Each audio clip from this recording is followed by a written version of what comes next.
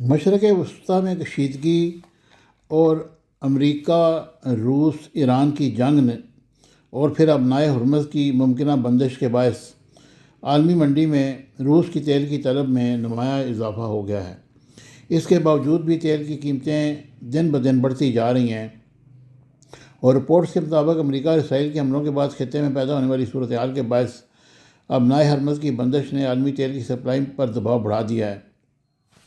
جس کے نتیجے میں روس کی تیل کی مانگ میں اضافہ دیکھنے میں آیا ہے۔ اور میڈیا رپورٹس کے مطابق اس وقت عالمی منڈی میں یومیہ تقریباً 15 کروڑ ڈالر مالیت کا تیل فروخت ہو رہا ہے، اور صورتحال کے پیش نظر امریکہ نے تیل کی قیمتوں میں دباؤ کم کرنے کے لیے روسی تیل کی فروخت میں عائد بعض پابندیاں عارضی طور پر نرم کر دی ہیں۔ اور امریکی جریدے فائنینشل ٹائمز کے مطابق روس نے حالیہ دنوں میں جو تیل چین اور بھارت کو بیچا ہے، اس پر صرف ٹیکس کی مد میں 2 ارب ڈالر کمائے ہیں۔ اس سے یہ اندازہ ہو جاتا ہے کہ اس وقت سب سے زیادہ بینیفیشری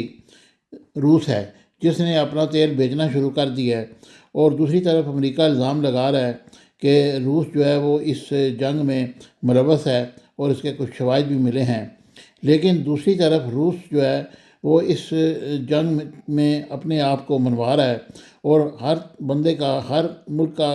جو رجحان ہے وہ روس کی طرف ہے، کیونکہ روس اس وقت زبردست قسم کی گیم کر رہا ہے، اور وہ اپنا تیل بھی فروخت کر رہا ہے، اور پھر وہ اندرون خانہ ایران کی حمایت بھی کر رہا ہے۔ اور سب سے بڑا نقصان جو اس وقت اٹھا رہا ہے وہ امریکہ اٹھا رہا ہے، جس کو کوئی راستہ نظر نہیں آ رہا۔ Subscribe my channel Business Times News for latest political, national, international news. Don't forget to subscribe Business Times News.